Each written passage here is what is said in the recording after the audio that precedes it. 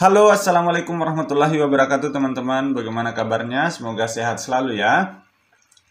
Nah, ketemu lagi dengan saya Andika di channel Almahya. Pada kesempatan kali ini, saya akan memberikan informasi kepada teman-teman tentang soal TIU yang wajib teman-teman kuasai di tahun ini. Kenapa? Karena ini adalah yang saya sampaikan kali ini adalah soal-soal yang sudah 2 tahun berturut-turut dan hampir setiap tahun keluar model soal-soal seperti ini. Maka dari itu penting atau sangat penting bagi teman-teman untuk menguasai 6 jenis soal yang akan saya sampaikan seperti ini. Memang Menpan RB sudah memberikan kisi-kisi seperti ini, tetapi ini sifatnya umum ya. Ini sudah sangat jelas, ada 35 butir, ada verbal, numerik, dan figural. Dalam verbal ada analogi, silogisme, analitis. Tetapi jenis soalnya seperti apa teman-teman mungkin masih belum. Nah, yang saya sampaikan di sini adalah langsung ke detail soalnya seperti apa. Bukan berarti soal ini akan keluar mirip angkanya atau tidak, tetapi yang akan saya sampaikan adalah jenis soalnya, tipe soalnya seperti apa ya, seperti itu ya. Nanti simak saja teman-teman di bawah. Saya sarankan juga teman-teman menguasai semua ini. Tetapi untuk model soalnya teman-teman bisa lihat video ini ya. Nah, untuk di video ini saya menyarankan teman-teman untuk menguasai 6 jenis soal ya. Yang pertama yaitu jenis soal posisi duduk dalam meja bundar.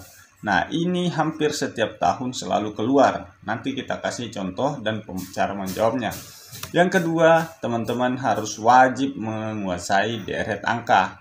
Ya. Terus yang ketiga, teman-teman wajib menguasai sering latihan tentang soal menghitung pecahan. Ya.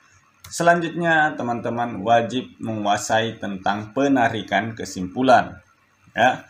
Selanjutnya, teman-teman wajib menguasai soal figural ya. Dan yang terakhir soal wajib teman-teman adalah teman-teman menguasai perbandingan terbalik. 6 jenis soal ini adalah 6 jenis soal yang sangat banyak muncul di tahun kemarin.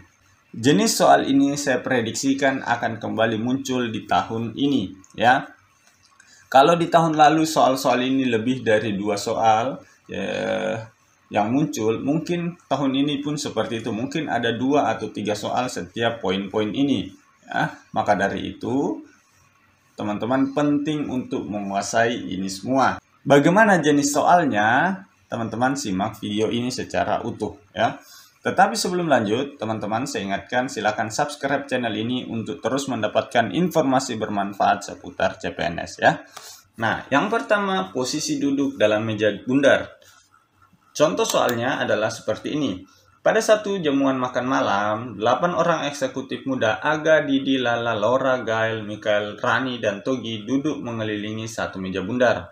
Di sini ada pernyataannya. Gael duduk berseberangan dengan Aga. 2. Mikael duduk di antara Togi dan Lala. 3. Laura dan Lala duduk tepat berhadapan. 4. Togi duduk 2 kursi terpisah dari Aga. 5. Didi duduk tepat di sebelah Aga. Nah, teman-teman, untuk menjawab soal seperti ini, teman-teman perlu menggambarkannya dalam sebuah simulasi. Jadi, bikin simulasi seperti ini, karena dia duduk dalam meja bundar, maka kita buatkan sebuah lingkaran. Selanjutnya, kita buat kursi untuk 8 orang. Ini ada 1, 2, 3, 4, 5, 6, 7, 8. Setelah itu, kita identifikasi orang-orang yang akan duduk. Di sini ada Aga, Lala, Mikael, Togi, Gael, Laura, Rani, dan Didi. Pertama-tama, kita ambil satu buah pernyataan. Kita ambil saja dulu pernyataan pertama. Di sini, Gael duduk berseberangan dengan Aga. Jadi, teman-teman bisa menempatkan Gael dan Aga duduk di mana saja, tapi kita buat dia berseberangan sesuai dengan pernyataan. Ya. Jadi, kita buat dulu Gael dan Aga duduk berseberangan seperti ini. Selanjutnya bagaimana? Teman-teman ambil satu pernyataan lagi yang berhubungan dengan Aga dan Gael ya. Di sini kita ambil coba contohnya adalah nomor 4. Sini ya, ada Aga di sini ya. Sebenarnya bisa juga nomor 5. Tapi kita ambil saja dulu yang nomor 4. Togi duduk 2 kursi terpisah dari Aga. Nah, teman-teman bisa menempatkan posisi Togi searah jarum jam atau berlawanan arah jarum jam. Nah, sekarang kita coba searah dengan jarum jam.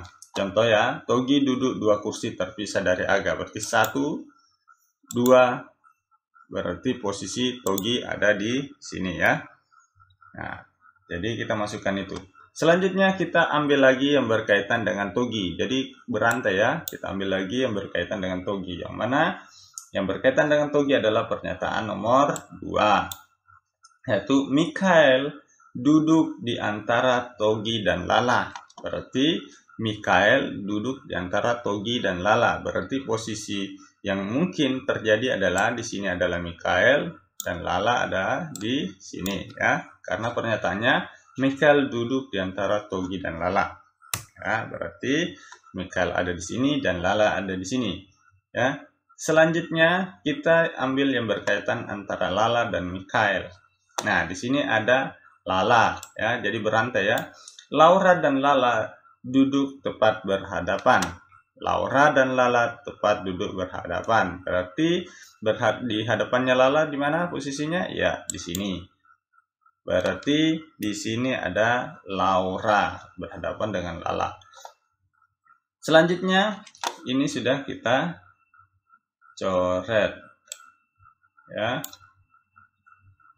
Selanjutnya Didi duduk tepat di sebelah Aga. Didi duduk tepat di sebelah Aga, berarti dia posisi yang kosong ada di sini ya. Berarti Didi duduk di sini. Oke, teman-teman. Selanjutnya orang terakhir menempati kursi yang kosong karena tidak ada pernyataan. Berarti Rani duduk di sini. Nah, beginilah posisi yang mungkin terjadi dari 5 pernyataan ini. Ya. Sekarang teman-teman tinggal menjawab soal yang ditanyakan. Nah, pada soal ini biasa ditanyakan misalnya seperti ini ya. Nah, karena tadi kita sudah mengetahui posisi duduk seperti ini, apapun pertanyaannya nanti akan kita bisa jawab. Contoh seperti ini. Pernyataan di bawah ini yang benar adalah A. Didi duduk di antara Gael dan Togi. Kita lihat Didi duduk di antara Gael dan Togi. Salah ya. Didi itu duduk di antara Aga dan Rani. Berarti ini kita coret. Selanjutnya Rani duduk dipisahkan 2 kursi dari Togi. Rani duduk dipisahkan 2 kursi dari Togi. 1, 2. Oke, kita simpan ya. Selanjutnya Rani dan Didi duduk tepat berseberangan. Rani dan Didi tepat duduk berseberangan. Tidak ya, dia bersampingan. Seperti ini salah. Ya. Yang D, Togi duduk di seberang Rani. Togi duduk di seberang Rani. Tidak ya, Togi berseberangan dengan Didi. Ya. Kita coret. Selanjutnya yang E, Mikhail duduk berhadapan dengan Didi. Mikhail duduk berhadapan dengan Didi, bukan ya, Mikhail itu berhadapan dengan Rani. Ya, berarti salah. Berarti jawaban yang paling tepat adalah, jawaban yang benar adalah B. Rani duduk dipisahkan 2 kursi dari Togi, yaitu 1, 2, setelah itu Rani. Oke, teman-teman. Ya, teman-teman banyak latihan soal seperti ini. Banyak kok di modul-modul yang saya bagikan juga banyak jenis soal seperti ini. Teman-teman tinggal pelajari, rajin latihan, teman-teman pasti akan menguasainya. Oke, kalau tahun lalu ini ada sekitar 4-5 soal yang keluar seperti ini. Untuk teman-teman yang saya tanyakan, untuk teman-teman yang saya survei, mereka mengatakan ada sekitar 4-5 soal. Paling sedikit 3 soal, muncul soal seperti ini. Oke, teman-teman, karena dari soal seperti ini bisa muncul pertanyaan lain. Oke, teman-teman. Kita lanjut. Nah, yang kedua tentang deret angka. Jadi soalnya saya rasa teman-teman sudah sangat familiar dengan soal seperti ini. Tetapi tidak ada salahnya kita sampaikan ya di sini. Jadi teman-teman banyak latihan soal deret angka seperti ini. Contoh seperti ini ya. Ada deret angka 2, 4, 8, 14, 22, titik-titik. Nah, titik-titik itu nilainya berapa? Seperti itu ya. Selanjutnya di sini ada soal 3, 4, 7, 11, 18, 29, 47. Jadi seperti ini ya polanya. 2 ke 4 itu ditambah 2, ini ditambah 4, ini ditambah 6, ini ditambah 8. Selanjutnya berarti ditambah 10. Penambahannya di atas ini bertambah 2 terus. 2, 4, 6, 8, 10. Berarti dari 22 tambah 10 adalah 32. Jawabannya adalah D. Seperti itu ya. Selanjutnya di sini ada 3, 4, 7, 11, 18, 29, 47. Polanya seperti ini ya. 3 tambah 4 sama dengan 7, 4 tambah 7 sama dengan 11, 7 tambah 11 sama dengan 18, 18 tambah 29 sama dengan 47, berarti 29 tambah 47 adalah 76. Ya, berarti jawabannya adalah C. Ya, saya di sini cuma menyampaikan jenis soal seperti ini ya, pasti akan keluar ini. Jenisnya ya, bukan soal ininya yang keluar, tetapi jenisnya akan muncul seperti ini. Oke teman-teman banyak latihan soal tentang ini. Terus selanjutnya yang ketiga yaitu menghitung pecahan. Biasanya dimunculkan simbol-simbol seperti ini ya. Jika ambil contoh seperti ini ya. Jika P bilangan yang menyatakan 0,573% dari 6,54 dan Q bilangan yang menyatakan 6,54% dari 0,573, maka jawabannya adalah titik-titik.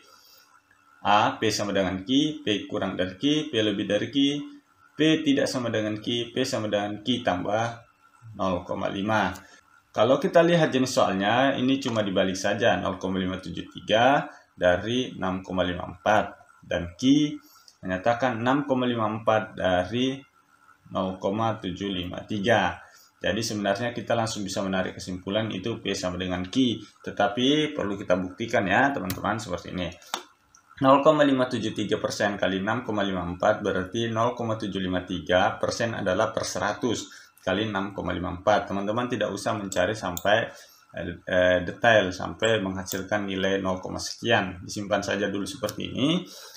Selanjutnya Q 6,54 dari 0,573. 6,54 kali per 100 kali 0,573 berarti 6,54 kali 0,573 per 100 berarti sama saja nilainya dengan Q karena sama-sama 0,573 kali 6,54 per 100 sama dengan 6,54 kali 0,573 per 100. Berarti jawabannya A. Seperti itu ya. Teman-teman banyak latihan tentang soal-soal perhitungan pecahan sederhana seperti ini. Oke. Ini mungkin ada 2 atau 3 soal jenis soal seperti ini yang kemungkinan bisa keluar ya. Seperti itu. Selanjutnya nomor 4. Nah, di sini adalah penarikan kesimpulan. Nah, di sini ada contoh soalnya, semua pelaut adalah perenang, sebagian perenang bukan penyelam. Simpulan yang tepat adalah A, semua penyelam adalah pelaut, B, semua penyelam bukan pelaut, C, sebagian penyelam bukan pelaut, D, semua pelaut adalah penyelam, E, sebagian pelaut bukan penyelam. Nah, untuk menjawab soal seperti ini, teman-teman harus pahami bahwa jika muncul soal semua dan sebagian, ya, premis 1 semua, premis 2 adalah sebagian, maka jawabannya adalah pasti sebagian, ya. Pilihan yang ada kata semua itu kita coret. Ini salah, dan ini salah. Tinggal ada 2 pilihan jawaban, yang C atau E. Nah, teman-teman juga harus menguasai pola seperti ini. Jika ada pola seperti ini, semua A adalah B dan sebagian B adalah C, maka kesimpulannya ada 2. Yang pertama, sebagian A adalah C. Ini langsung kita coret ya, cara mengingatnya. Berarti kesimpulan dengan pola seperti ini adalah sebagian A adalah C, sebagian A adalah bukan C. Sekarang kita tinggal pilih jawaban yang benar yang mana. Sebagian penyelam bukan pelaut. Sebagian penyelam bukan pelaut. Bukan ini ya. Berarti kita coret. Berarti yang benar adalah sebagian pelaut bukan penyelam. Berarti sebagian A bukan C. Yaitu sebagian pelaut bukan penyelam. Oke teman-teman. Oke teman-teman, saya cuma menyampaikan ini. Untuk selanjutnya, tipe soal seperti penarikan kesimpulan ini teman-teman kuasai. Ada beberapa pola untuk menarik kesimpulan. Saya sudah membagikan juga di salah satu video saya yang tentang jika dan maka. Silahkan dipelajari ya. Ini juga kemungkinan besar akan keluar. Mungkin ada 2 atau 3 bahkan bisa sampai 4 soal yang bisa mungkin keluar seperti ini ya. Jadi harus teman-teman kuasai. Nah, selanjutnya soal figural. Soal figural ini memang perlu sangat banyak latihan teman-teman untuk dapat menguasai soal-soal seperti ini. Nah, contohnya seperti ini ya, langsung kita bahas. Nah, jika mendapatkan soal seperti ini, temukan dulu polanya. Setelah itu, cari jawaban yang paling tepat. Kalau kita lihat jenis soal seperti ini, karena di sini ada segitiga, segitiga, segitiga, berarti jawabannya juga pasti memiliki sudut segitiga. Di sini yang memiliki sudut segitiga adalah A, sedangkan yang lainnya memiliki sudut lebih dari 3. Oke, jawabannya seperti itu. Nah, temukan soal-soal lain, pelajari soal-soal lain, karena ini pasti juga akan keluar ya. Kemungkinan sangat besar akan keluar. Oke, terakhir soal penarikan perbandingan terbalik. Nah, ini juga sangat banyak kemarin soal yang keluar, ada sekitar 3 atau 4 soal yang saya alami ya, dan yang teman-teman yang saya survei dan saya tanyakan juga mendapatkan soal seperti ini. Contohnya seperti ini ya, perbandingan terbalik. 18 pekerja mengerjakan pekerjaan dalam 2 minggu. Berapa pekerja yang dibutuhkan jika ingin mengerjakan pekerjaan dalam 7 hari? A 24, B 36, C 40, D 9, E 15. Jadi untuk mengerjakan soal seperti ini, teman-teman buatkan dulu tabel seperti di bawah ini ya. Dengan 18 pekerja itu bisa menyelesaikan 14 hari atau 2 minggu. Nah, jika ingin mengerjakan pekerjaan dalam 7 hari, berapa pekerja yang dibutuhkan? Berarti di sini adalah jika ingin mengerjakan 7 hari ya, berapa Y yang dibutuhkan. Nah, jika sudah seperti ini, cara untuk menjawabnya adalah yang ini ya. Cara menghitungnya adalah ini. Tinggal dikalikan saja. 18 dikali 14 ya sama dengan Y dikali dengan 7. Berarti 18 kali 14 berapa? 252 sama dengan 7Y.